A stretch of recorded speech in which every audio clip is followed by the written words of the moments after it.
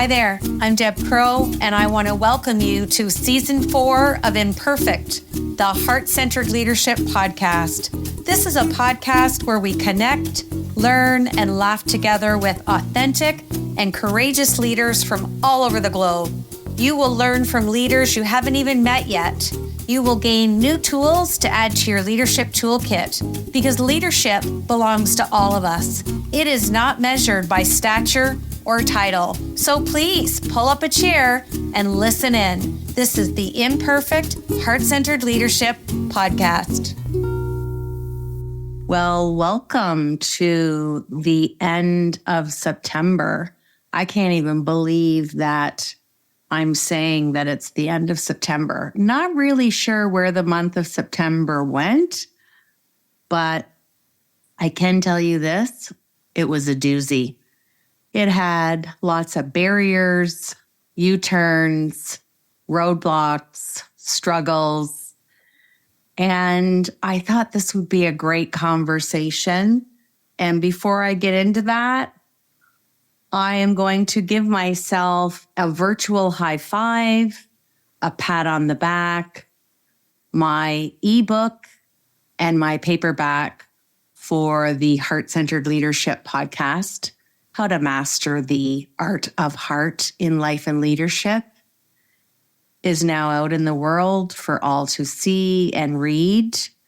And I cannot even tell you how I feel about that. I've been asked so many times.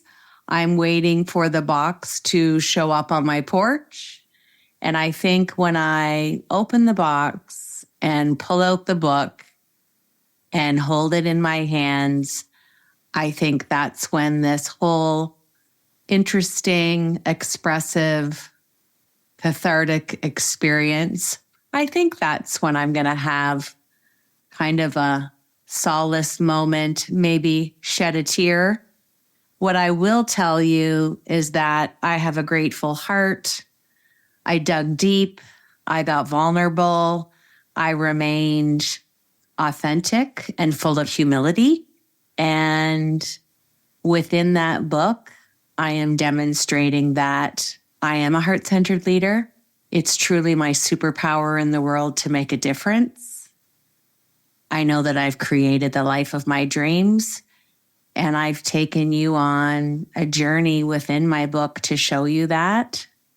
I had to be brave. I had to be calm. I had to be healthy. I had to be happy. I had to be vibrant, and not in any form of obligation, showing up every morning for myself in a self-directed way.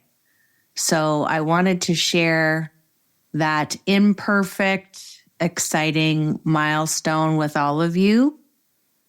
And I'm always asked what's going on in the world. What are the conversations that I'm having? And I think it's important to share 6 months ago, when I did the pre-sale for my book, I had an offering of fireside chats for companies. And I'm excited to tell you that 20 companies engaged me in that offering. And some of them are in my own city, which I'm quite excited about. And the rest are east and west of my city, but all different sectors, because I talk about we're all in the people business. Our sector doesn't really matter. So given all of the bumps and barriers of this month, I've tried to stay grounded. I've been outside a lot. We still haven't taken our boat out yet because in Ontario, Canada, the weather is like summer. So I think we're in the middle of fall and summer, which I'm going to call fummer. And the weather's been beautiful.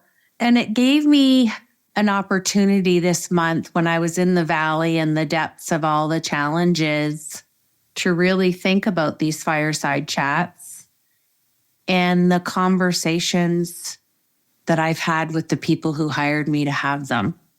How do we show our employees how much we value them? How do we stay on being a heart-centered leader?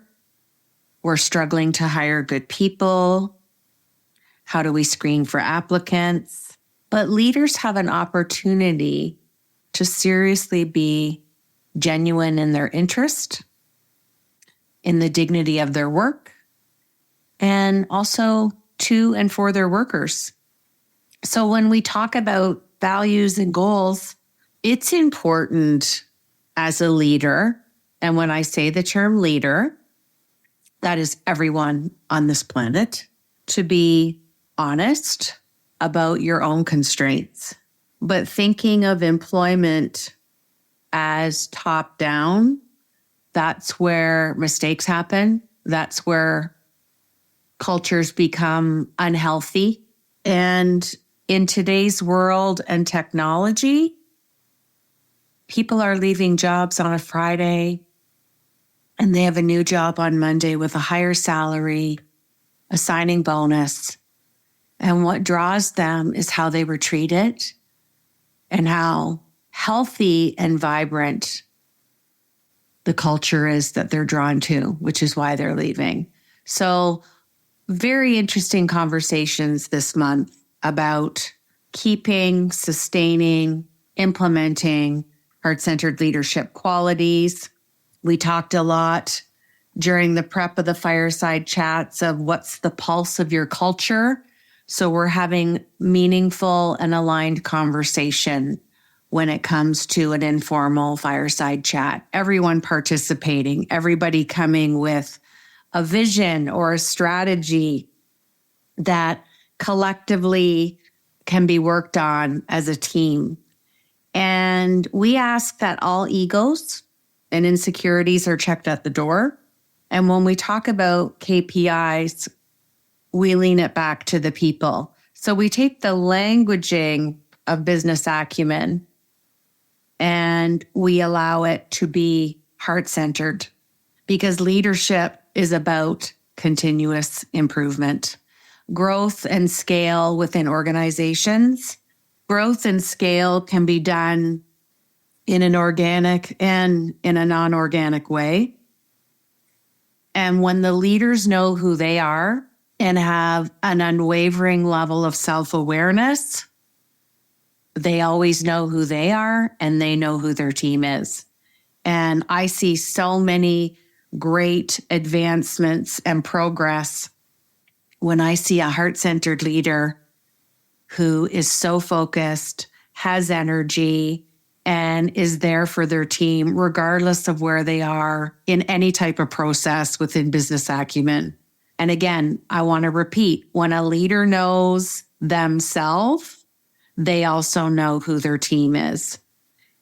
And a lot of times leaders will ask me about behavior and how to critique that and how to have a conversation. I think the short answer to that is to have diversity of thought.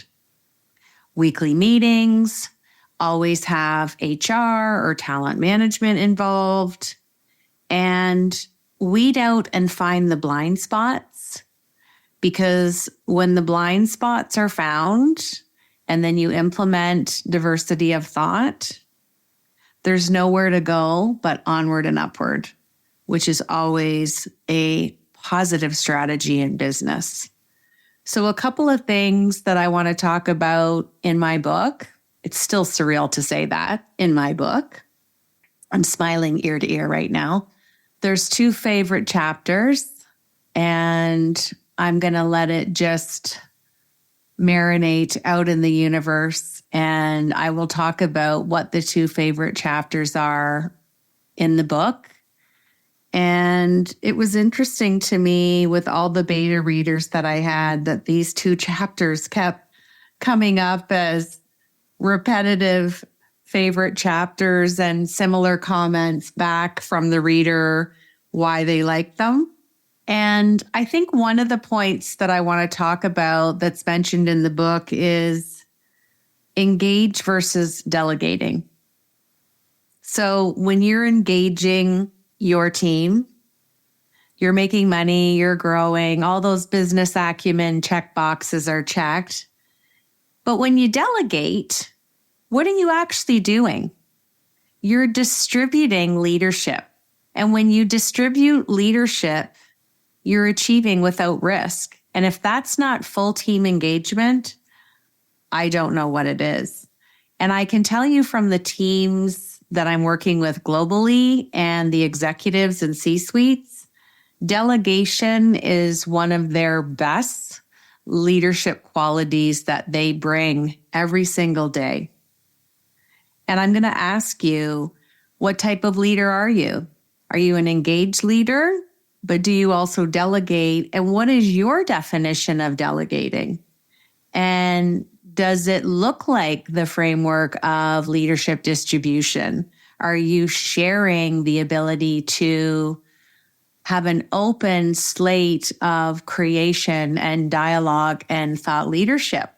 Just think about that for a moment. One of the other things that I've been doing lately with teams in a team building exercise is asking them what 3 qualities they're showing up with today. And of course, they're heart-centered leadership qualities. But more importantly, allowing them the space and time to be vulnerable and authentic to say, here's my top 3 that I'm working on today, because they change daily. But what's the one that you're working on? And more importantly, why? And the reason I do this is because it helps leaders demonstrate telling versus leading. And when you have this modality within team building, it just fosters positivity in the meeting. It sets the tone for good energy. Everybody's focused. There's open dialogue. And the end or the outcome is amazing results. And that distributed leadership always shows up in this conversation. You know, when you look at the word control, it really weighs out with a negative connotation. And, you know, control really leans people towards the verb dictate. And teams don't want to be dictated to. They want to be involved. And that's the beauty of distributed leadership. When we focus on what matters most, all of the processes, whatever your agenda is, whatever your priority is, whoever is involved in the decision making, it sets the tone, it sets a priority, it locks in a modality, and it's teamwork at its best.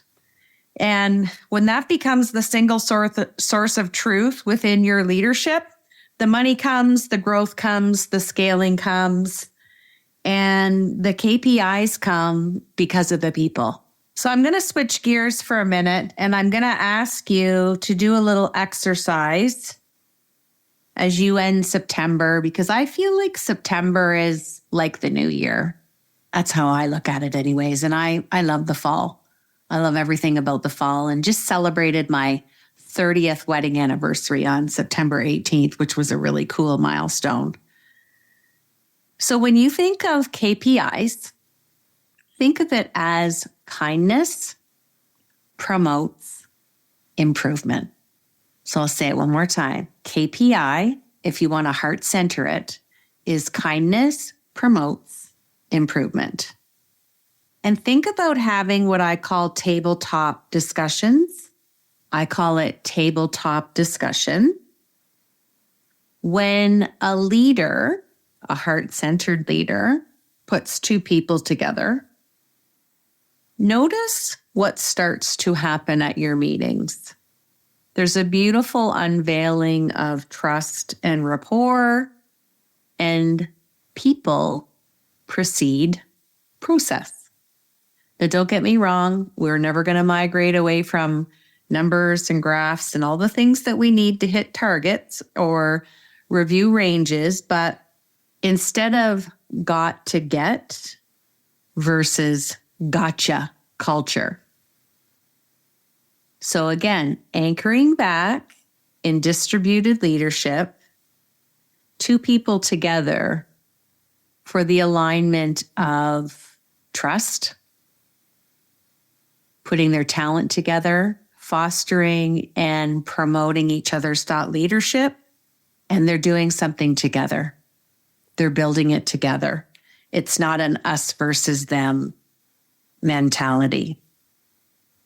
So think about what are the good elements of your leadership strategy.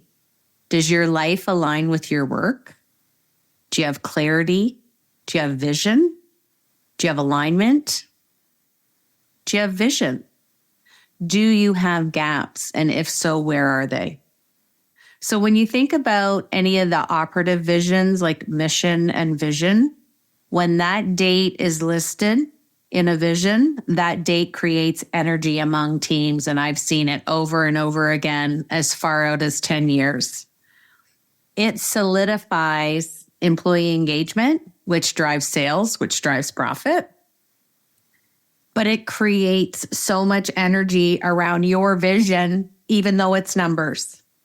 So think about what your strategic soundboard is, whether it's quarterly, yearly. How can you operationalize your operative value with heart-centered leadership? So I'm going to end the September podcast getting you to think of what I'm going to call Industry 4.0.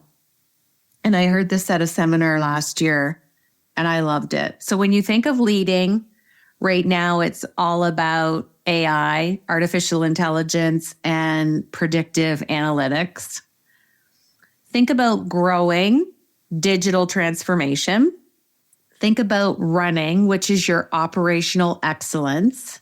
How can you build a heart-centered roadmap that will bring your leadership vision to reality? So think about leadership is operational and strategic excellence, quick wins. What are your inputs? What are your outputs? And more importantly, what's measurable and repeatable? And that's what I would like to know. What is in your playbook? So this is Deb Crowe. Thanks for tuning in for September. And I'm going to put the link in our podcast episode description.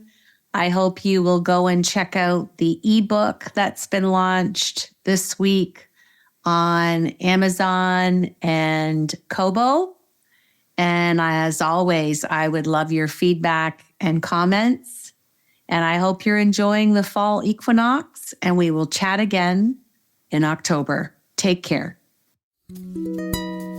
Thanks so much for joining me today on Imperfect, the Heart-Centered Leadership Podcast. I hope you've enjoyed the show today and have learned some new tools for your leadership toolkit from our amazing heart-centered guest.